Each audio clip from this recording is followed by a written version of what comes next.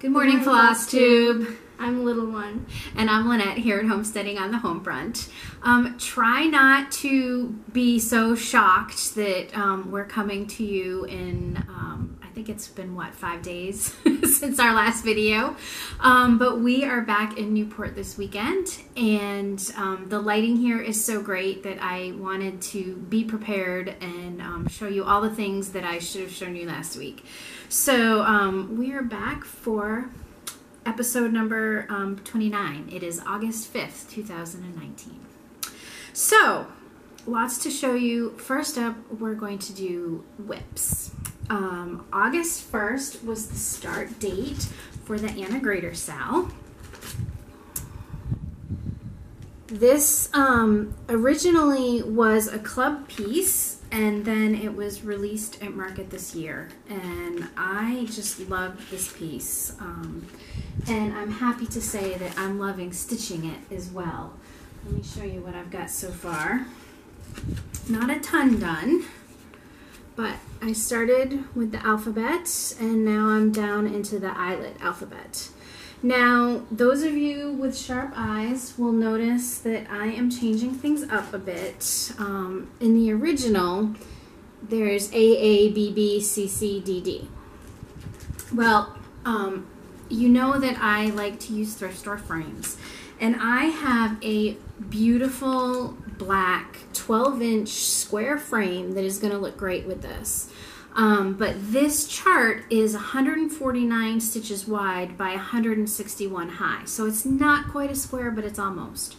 So I knew I needed to take 12 stitches out of the width, or I'm sorry, out of the height. And so basically what that is one row of these letters and a border, and it's going to be a perfect square.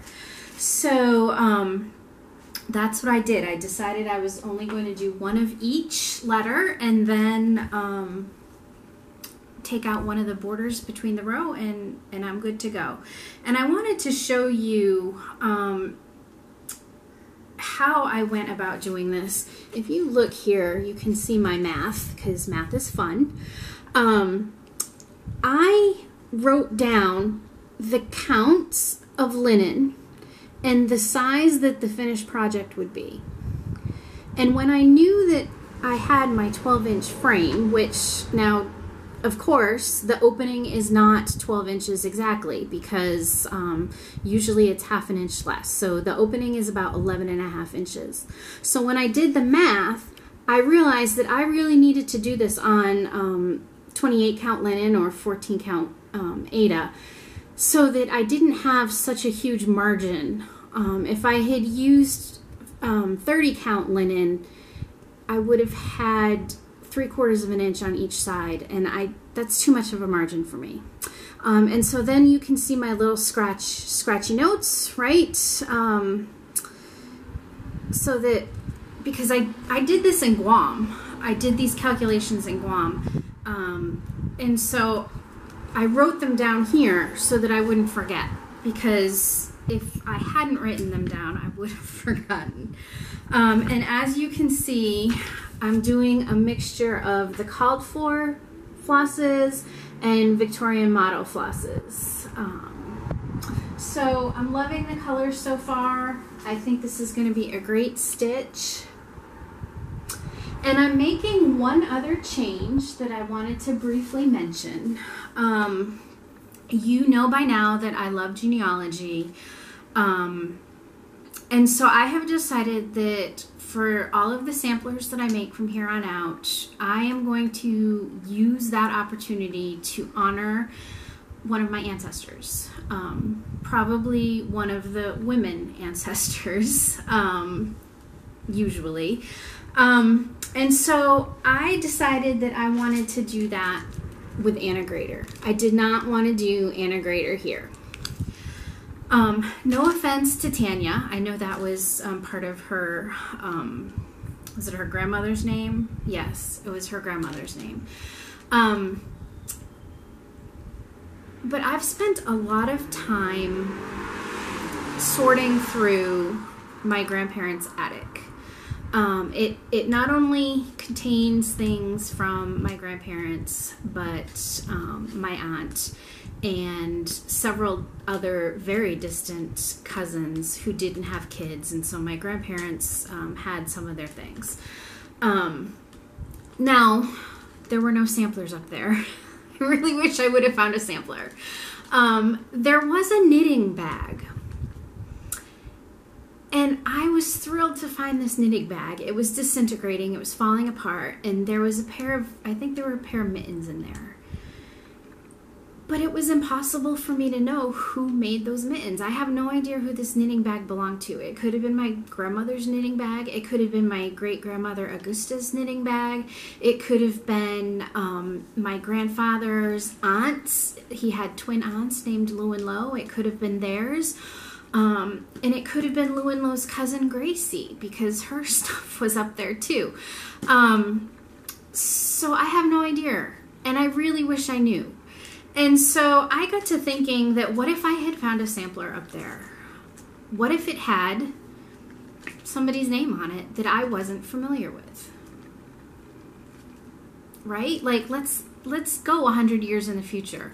What if I had made this with Anna Grader's name on it, and one of my descendants found it and was all excited that she found a sampler stitched by one of her ancestors, and that got her into genealogy, and she started looking into the tree, and there was no Anna Grader on the tree. That would be frustrating to me, I think, as a genealogist. Just like, who was Anna Grader, and why was her sampler in Grandma's attic? So I have decided that it's got to be my ancestor there. And so I went looking through my family tree, because I've got a lot of names to choose from. And one of the names that struck me was Dolly Abbott. Now, I don't have any of her birth dates or death dates with me here to tell you any more about her, but that's basically all I knew, was her birth date and her death date. There was a letter that we had found written by a very distant relative to my grandparents, and it mentioned Dolly, and it mentioned her birth date, and it mentioned her death date. That's the only reason that's the only way that I could possibly know her birth date, because I have not been able to find her anywhere. Her death date was in the public record, and so I confirmed that that was correct. And along in this letter, it said that she was buried in the Congdon plot of the local cemetery, because her granddaughter had married a Congdon. So I decided I needed to do some more information on that, because, or some more research on that, because I didn't know how to spell Abbott. Some of the records had her listed with Abbott as one T, and some listed it as two T's. So I said, well, I'm going to find her a gravestone, and that'll tell me, because usually on gravestones the spelling is right.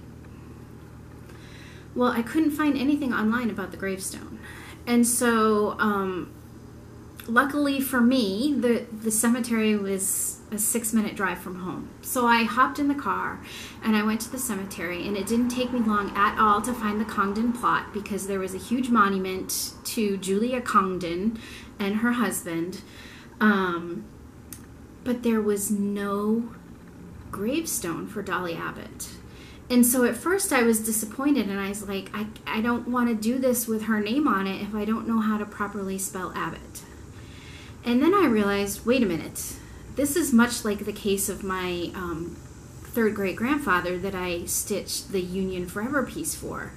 He was buried at sea. There's no record of his death in the cemetery in his hometown. There's no Civil War monument in his hometown. So the piece that I stitched is the only piece on this earth that acknowledges his existence.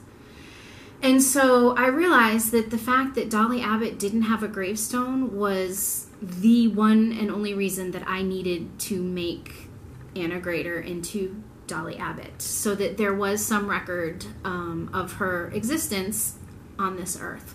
And hopefully in 3 or 4 generations, when somebody finds that piece in an attic, and they check the family tree, they're going to see that, oh yeah, there was Dolly Abbott. She lived in the 1700s, and she was born in Woodstock, Connecticut. So anyway, I wanted to encourage you to do the same.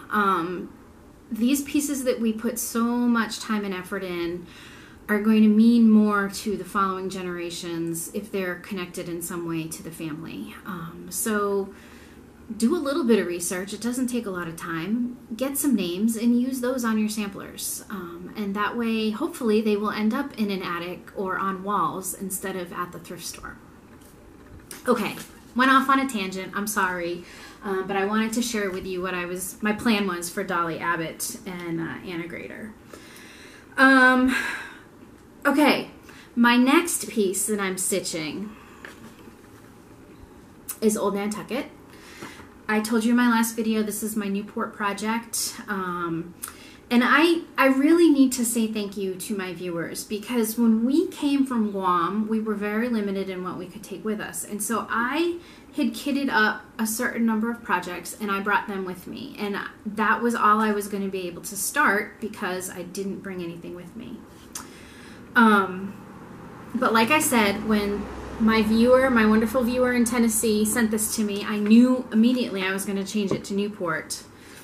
And I went through the box of Aida and fabric that Terry from the Old Needlework Shop had sent to us, and there was this piece of linen in it. And so it was the perfect color, it was the perfect size, and so the only reason that I'm able to start this piece here and now without having taken possession of our household goods is the fact that my dear viewers sent me the pattern and sent me the fabric. So this is what I've done so far. Last week I had just done the border because I didn't have the colors that I needed, and sure enough the gray and the browns were in Anna Grader because I needed them for her. So this weekend, this is what I've accomplished. I built a roof, I did some of the lettering, and I am just loving every single stitch of this. It's so much fun. I love working on it. I mentioned that the lighting here is so great for videoing. It's also great for stitching, so I'm just having a great time on that one. I'm gonna change it a little bit. You know that I'm gonna make it to say Newport, but instead of "To the journey's end ye roam upon the foaming sea," I chatted with my husband, and I'm going to make it say "To the journey's end ye roam over land and sea," because he is one of those rare Navy guys that doesn't really go on water, but he has journeyed over the seas frequently. So I'm so excited about that one. I can't wait to work on it. Luckily, we're coming to Newport next weekend and the weekend after, so I'm going to be able to work on that on the weekends and work on Anna Grader during the week. That's it for my whips. What do you have? My whip is the same whip as the last few Flosstubes. It's the reading sampler. I worked more on the vine border up here, and I don't know what those purple flowers are. Mom thinks they're pomegranates. I don't know. They could be flowers. Who knows what they are? They're pretty, whatever they are. Yeah. So soon I'll be able to work on this border on the other side because it extends for the whole piece. So I'm excited for that. Yes, and we've mentioned our meetup on Tuesday, and so she's going to be working on borders. I did the same thing with my Anna Grader. I saved some of the borders between the alphabets so that I can work on that while we're chatting, because it's not good to count while talking. All right, we also mentioned in our last video that we had haul from Hodgepodge, which was the store in Pennsylvania we went to. And I also remembered to bring our gifts from Liz and Deb at Country Stitchers. They made these beautiful project rolls for the three of us. And they attached some charms. And there was a bag of local pretzels in there, but those got eaten real quick. So I didn't save those to show you. And then These are charms for the farmhouse Christmas. They're farm themed, so those will be incorporated into the ornaments. So thank you, Liz and Deb. I loved, they had a business card, and I thought that was really neat. That was a great idea. Okay, so show your haul. So the first thing I found was Nice Things by Designs by Lisa. And it says, "The reason I can't have nice things," and it points to the cat. I knew I had to have that, so I bought it. I'm way behind on Flosstube. I've been behind since May 15th when we left Guam. So last night I spent some time watching Primitive Stitcher, and Morris the cat was getting in the way all the time, and she was getting frustrated, and I just laughed because I can tell that Morris and our Max have very similar personalities. So my second thing is Little House Needleworks Plant Your Seeds. It's another watermelon piece. It says, "Labor well and plant your seeds. A crop will grow to fill your needs, fruits and vegetables." Now, I'm not going to do this fruits and vegetables box. I'm going to take that out and move this up so it's a square. Have you thought about the colors you're going to use? Are you going to make it match the other watermelon project? If I have enough. Okay. So that'd be 3 watermelon projects that match. I got some linen at Hodgepodge for the 'Tis the Season sale, which I will talk about later. But I did get a couple of flosses that I needed for some upcoming projects. And then I got 2 charts. The first is Autumn's Fruitful Labor by Brenda Gervais. Now, I had seen this and I just loved the saying. And I debated because there are people, and I really don't love people in my stitching. I don't know what it is. I don't know why. But anyway, every time I see this one, I think I really should do that. And I saw the chart at the shop, and I was like, yep, it has to come home with me. Kelly of the Joan and Kelly Show, I was watching them this morning and catching up, and she had said that her new rule is that she has to see things and want them 3 or 4 times, and then she buys them. And that was definitely the case with this one for me. And then the other one I had never seen before, but it was in the clearance bin. So it's this bee scap ornament from Carriage House Sampling. And so that was it for charts. I tried to be good.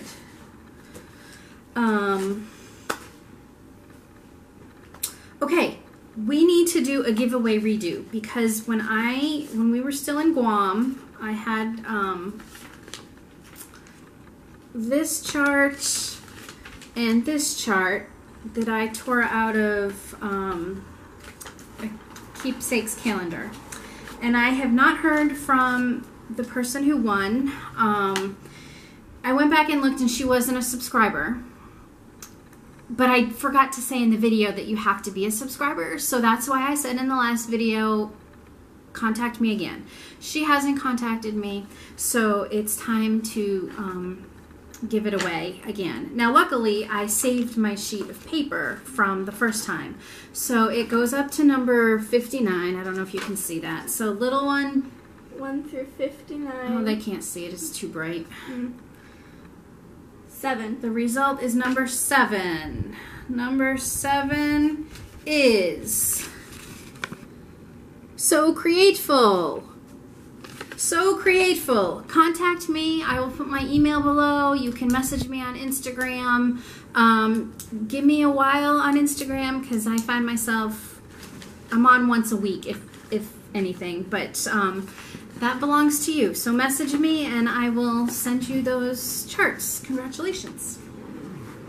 Okay, so I mentioned when I was at Hodgepodge that I had found fabric for the 'Tis the Season, and it is this lovely gray. Now, it's called dapple gray, but obviously this is not Picture This Plus Dapple Gray. There's no modeling to it. It's a straight up gray. So I think it's going to look lovely. I'm very behind on Flosstube, so I know that you've seen the colors that Nancy has dyed, because I know that Donna Ray has showed them to you. I am using many of those colors that she sent. The red is gorgeous. I did, however, I want a little more variegation, especially in the leaves. So what I'm going to do is I'm going to use my variegation method. I talked about that in a very early video. I'm going to talk about it again. Well, I'll talk about it again if I remember. I should have talked about it with my Man Tucket piece. But basically, I'm going to use my method using these two threads for the green. Okay, this is the green that Nancy dyed. It came in the floss pack. This is another one of her greens. And so I'm going to use my method to make some variegation with those. And then I am going to use Weeks Dye Work Olive in place of the gold. And then one of the other greens was almost a perfect match to this DMC variegated. And so I think I'm going to use probably the dark and the medium of this. I will cut out the lightest green, maybe, we'll see. So I'm going to use a combination, and so it won't look like anybody else's, but that's the beauty of this project. And when we got home from Newport last Tuesday, we got home, there was a lovely package waiting for me, and it was this needle minder from Scott and is it Remy or Remy? I don't know. But anyway, Donna Ray had sent this lovely needle minder to me. So thank you, Donna Ray. I appreciate that. Yes, and these I wanted to show you. So this is the front, but this is the back. She also fabric covered the back. So, and then the magnet is in here. So it's very professionally done. It's a beautiful needle minder. So thank you. And we have officially surpassed 500 people in the Facebook group for this Sal. Crazy, I just can't even. And like I mentioned, I was binge watching Joan and Kelly this morning because I'm really far behind on them. And I got on Instagram because I was going to message Joan to find out if she was interested in making one of her bags for the Sal so that people could have a Cardinal bag.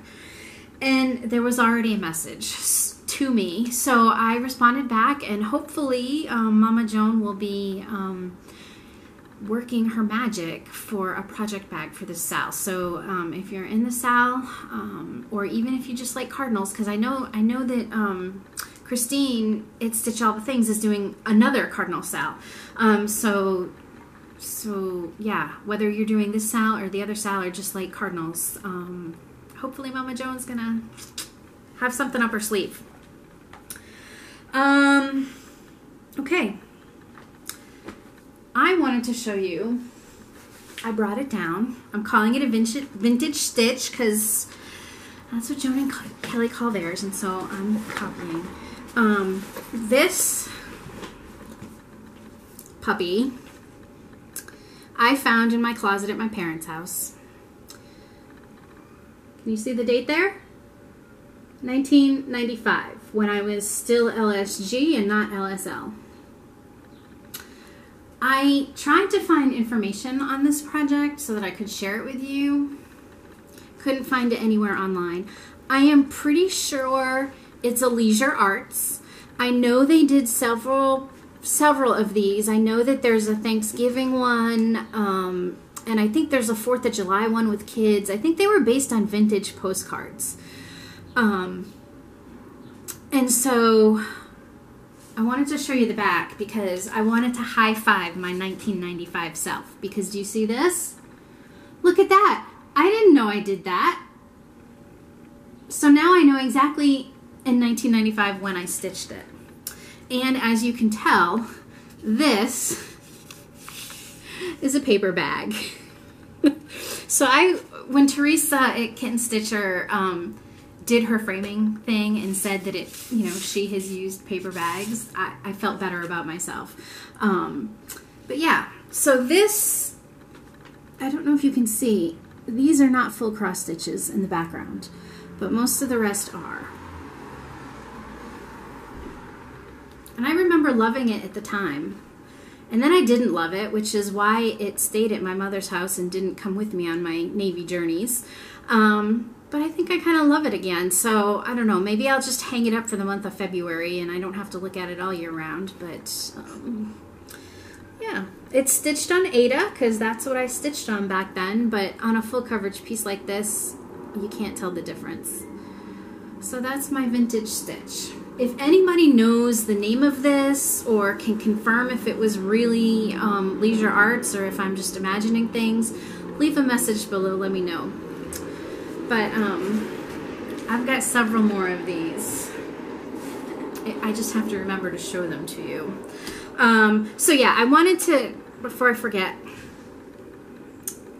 when I was choosing colors for Man Tucket, I had a bunch of, I had brought my Victorian motto with me in my specialty flosses. And so I had many of the ones, not the called for, I had Victorian motto that would substitute for a lot of the called fors. But one of the called fors that I really wanted to use because it would show up obviously in the pattern was, I forget the name of it. It was a blue. So I went to Hodgepodge and they didn't have it. So I have learned that I really only want to buy variegated flosses if I can see them and see that they're really variegated. And so I didn't want to order it online. I think it was Barrel Cactus. That sounds right to me. Barrel Cactus. So I decided that I would use my method to make my own variegation with 926 and 927, which was the called for DMC substitution. And so I started this morning, and I don't know if you can see it, but basically my method is I use one strand. So I used one strand of 927, I think that, or whatever the darker one is, maybe 926. And I did full stitches. And then coming around over here, I did half stitches, and then I crossed them with 926. And then all of this is full cross stitches with 926. And then coming down, I did half stitches with 926, and then crossed them with 927, and then some more full stitches with 927. And that's the way that I'm getting the variegated look, without actually having to borrow or to buy Barrel Cactus sight unseen. So if you're interested in that, I know I've gotten many more subscribers since I first did that video. Go back, it was like, I don't know, number 4, number 5, number 7. Way early on, I talked about how I used that method to stitch the entire Hibernation Day project.